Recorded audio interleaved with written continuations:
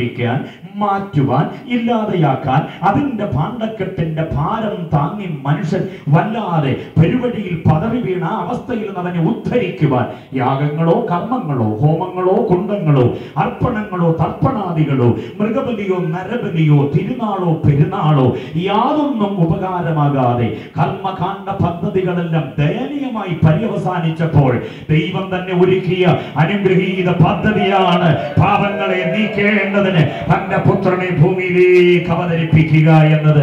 മനസ്സിലായവർ കർത്താവിനെ സ്തുതിച്ചാട്ടെ. ഹല്ലേലൂയ. അങ്ങനെ ഒരു പ്രത്യക്ഷത ഉണ്ടാകുന്നില്ലായിരുന്നെങ്കിൽ പാപങ്ങൾക്ക് പരിഹാരമുണ്ടാകില്ല. ഇവിടെ ക്രമീകരിച്ചു വച്ചിരിക്കുന്നതായിരിക്കുന്ന ആചാരാനുഷ്ഠാന ക്രമങ്ങൾ ചെയ്ത് മനുഷ്യൻ മടുത്ത് കീശയിലെ കാശ് തെക്കുവടക്ക് കിഴക്ക് പടിഞ്ഞാറ് വാരിയെറിഞ്ഞവൻ ഒത്തിരി കാര്യങ്ങൾ ചെയ്തങ്ങനെ മുൻപോട്ട് പോകേണ്ടി വരുമായിരുന്നു.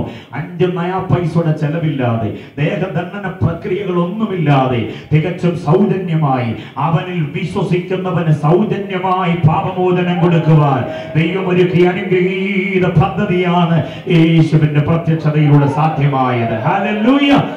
ഒരിക്കൽ അവൻ പ്രത്യക്ഷനായത് പാപങ്ങളുടെ മോചനത്തിന് വേണ്ടിയാണ്. ഞാൻ പറഞ്ഞ വസ്തുത മനസ്സിലായോ? യേശു ഇനി പ്രത്യക്ഷനാകും എന്ന് പറഞ്ഞ് പാട്ടും പാടി ഒരാൾ കാത്തിരുന്നാൽ ആ പ്രത്യക്ഷത അവന് ഉപകാരമാകണമെങ്കിൽ ഒരിക്കൽ പ്രത്യക്ഷനായി പാപം പരിഹരിക്കാൻ വന്നവനിലൂടെ പാപം പരിഹരിക്കാത്തവന് ഇനിയുള്ള പ്രത്യക്ഷത ഉപകാരമാകത്തില്ല. മനസ്സിലായവർക്കായി ഞാൻ ദൈവത്തെ സ്തുതിക്കുന്നു. ഏതെങ്കിലും ഒരു ആരാധനാലയത്തിന് അംഗമായതുകൊണ്ടായില്ല, ആത്മീയ കാര്യങ്ങളിൽ മുഖ്യധാരയിൽ നിന്നുകൊണ്ട് അതിനു വേണ്ടുന്ന ചരട് വലിക്കുന്നത് കൊണ്ടായില്ല, ഒത്തിരി ആത്മീയ കാര്യങ്ങൾക്ക് വേണ്ടി പണം മുടക്കുന്നത് കൊണ്ടായില്ല.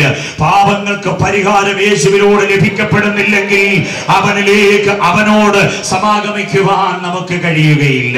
അതുകൊണ്ട് പാപമോചനം എന്ന് പറയുന്നത് സുവിശേഷ യാഥാർത്ഥ്യങ്ങളുടെ അനുഗ്രഹീതവും കാതലും കാമ്പുമായ ഒരു വിഷയമായതുകൊണ്ട് അത് പറഞ്ഞു തുടങ്ങാതെ പ്രസംഗം ആരംഭിക്കാൻ കഴിയുകയില്ല. ഹല്ലേലൂയ.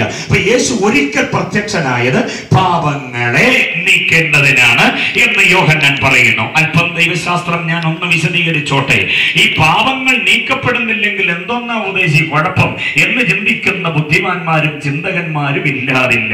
പാപമൊക്കെ അങ്ങനെ ഇരുന്നോട്ടെ, അത്യാവശ്യം ജീവിക്കാനുള്ള സൗകര്യം ചുറ്റുപാടും ഒക്കെ ഉണ്ട്. ദൈവത്തെ പാടി പ്രാർത്ഥിച്ചോ വല്ലോ ഒക്കെ കൊടുത്തും വാങ്ങിച്ചൊക്കെ ഇങ്ങനെ കഴിഞ്ഞു പോയാൽ പോരെ. പുതിയൊരു പഠിപ്പിക്കലുണ്ട്, പ്രവൃത്തിപഥത്തിൽ ചെയ്യുന്നതൊന്നും ആത്മാവിനെ ബാധിക്കുന്നില്ല, അതുകൊണ്ട് എങ്ങനെങ്കിലും ഒക്കെ മരണം വരെ തമ്പുരാനെ പാടി പ്രാർത്ഥിച്ച് കഴിഞ്ഞു പോകാം, പാപത്തെ കുറിച്ച് ഞാൻ ബോധറാകുന്നില്ലെന്ന് ചിന്തിക്കുന്ന ആളുകളുമുണ്ട്. പക്ഷെ കേൾക്കണം സുഹൃത്തെ, പാപം എന്ന് പറയുന്ന മാരക ശക്തി മനുഷ്യനിൽ വരുത്തിയ ദുരന്തങ്ങൾ 1ഉം 2ഉമല്ല. അതിനെ നാം ശ്രദ്ധിച്ചു പഠിച്ചാൽ 3 മഹാദുരന്തങ്ങൾ മനുഷ്യനിൽ പാപം വരുത്തി വെച്ചിട്ടുണ്ട്. ആ 3 ദുരന്തങ്ങൾക്കും കൂടെ പരിഹാരമാണ് എന്റെ കർത്താവിന്റെ കാൽവറി യാഗത്തിലൂടെ സാധ്യമാകുന്നത്. ഏതാണ് ഈ 3 ദുരന്തങ്ങൾ? അക്കമിട്ട് ഞാൻ നിരത്താം, ശ്രദ്ധിച്ചു കേൾക്കണമേ. പാപം എന്ന മാരക ശക്തിയുടെ ശക്തമായ ആക്രമണം നിമിത്തമായി മനുഷ്യന്റെ ദേഹം ബലഹീനമായി മാറി. ദേഹം എന്ന് പറഞ്ഞാൽ ഈ ശരീരമാണ്, അത് ബലഹീനമായി മാറി. ദേഹിയോ അത് മലിനമായി മാറി. ആത്മാവോ അത് അഫലമായി മാറി. മനസ്സിലായില്ലേ? മനുഷ്യന്റെ പ്രത്യേകത, മനുഷ്യൻ എന്ന അത്ഭുത ജീവിയുടെ പ്രത്യേകത എന്തെന്ന് ചോദിച്ചാൽ ദേഹം, ദേഹി, ആത്മാവ് എന്ന ത്രിവിധ ഘടകങ്ങളുടെ സംയോജനമാണ് മനുഷ്യൻ എന്ന് നാം തിരിച്ചറിയണം. പ്രാണിവർഗങ്ങൾക്കോ മൃഗജാലങ്ങൾക്കോ പറവകൾക്കോ ഒന്നുമില്ലാത്ത ഒരു വിശേഷ പ്രകൃതം ദൈവം മനുഷ്യന് കൊടുത്തിട്ടുണ്ട്. ദൈവമാണ് മനുഷ്യനെ നിർമ്മിച്ചത്, കൈകൊണ്ട് മെനഞ്ഞത് എന്ന വസ്തുത തെളിയിക്കപ്പെടാനും അത് മുഖാന്തരമായിരിക്കുന്നു. ഈ ദൈവം എന്ന സാധാരണ പദം നമ്മൾ പറയുമ്പോൾ അതൊരു സംഘടിത നാമമാണ് എന്ന വസ്തുത ശാസ്ത്രം പഠിച്ചിട്ടുള്ള ദൈവദാസന്മാർക്ക് ബോധ്യമാണ്. പക്ഷെ ദൈവജനം അത് തിരിച്ചറിഞ്ഞിരിക്കണം. ദൈവം എന്ന് പറയുമ്പോൾ ആ പദത്തിൽ father, son and the holy ghost, പിതാവ്, പുത്രൻ, പരിശുദ്ധാത്മാവ്, ഇത് 3 ആളത്വങ്ങളും കൂടെ ഒന്നായിരിക്കുന്നതിനെയാ ദൈവം എന്ന് നമ്മൾ പറയുന്നത്. ആ ദൈവമാണ് പറഞ്ഞത്, വരുവിൻ നമുക്ക് നമ്മുടെ സാദൃശ്യത്തിലും സ്വരൂപത്തിലും മനുഷ്യനെ നിർമ്മിക്കാം എന്ന് പറഞ്ഞ മനുഷ്യനെ നിർമ്മിച്ചത്. നിലത്തപ്പൊടി കൊണ്ട് മനുഷ്യനെ നിർമ്മിച്ചിട്ടവന്റെ മൂക്കിൽ ജീവശ്വാസമൂതി അവൻ ജീവനുള്ള ദേഹിയായി തീർന്നു. ഉൽപ്പത്തി പുസ്തകത്തിലെ ആ വാക്യഭാഗമുണ്ടല്ലോ, പരിണാമവാദത്തിന്റെ നട്ടലിന് കൊടുക്കുന്ന ആഞ്ഞൊരു ചവിട്ടാണ്. അതിനകത്തെ 3 പദപ്രയോഗങ്ങളുടെ എബ്രായ പദപ്രയോഗങ്ങളുടെ അർത്ഥം വിശകലനം ചെയ്താൽ പരിണാമവാദത്തെ ബുദ്ധിയുള്ളവൻ ചുരുട്ടിക്കൂട്ടി ചവട്ടുകുട്ടയിലേക്ക് കളയും. നിർഭാഗ്യമെന്ന് പറയട്ടെ, നമ്മുടെ കുഞ്ഞുങ്ങൾ സ്ക്യൂബിയുടെ ബാഗിനകത്ത് കുത്തി നിറച്ച പുസ്തകത്തിനകത്ത് മുഴുവനും പരിണാമ സിദ്ധാന്തമാണ്. അത് പഠിച്ചെങ്കിലേ പിള്ളേർക്ക് പരീക്ഷ എഴുതാൻ പറ്റൂ. ചോദ്യങ്ങൾക്ക് അതിനകത്തെ ഉത്തരം കൊടുത്തെങ്കിലേ പറ്റുകയുള്ളൂ. അത് ഗതികേടെന്നല്ലാതെ എന്തു പറയാൻ? കുരങ്ങിൽ നിന്ന് പരിണമിച്ചാണ് മനുഷ്യനുണ്ടായത് എന്ന് പറയുമ്പോൾ ആ ഗതികെട്ട ശാസ്ത്രം ഈ ആധുനിക നൂറ്റാണ്ടിൽ പഠിക്കേണ്ടി വരുന്ന ഗതികേട് ഓർത്ത് നമുക്ക് കുണ്ഠിതപ്പെടാനല്ലാതെ നിർവാഹമില്ല.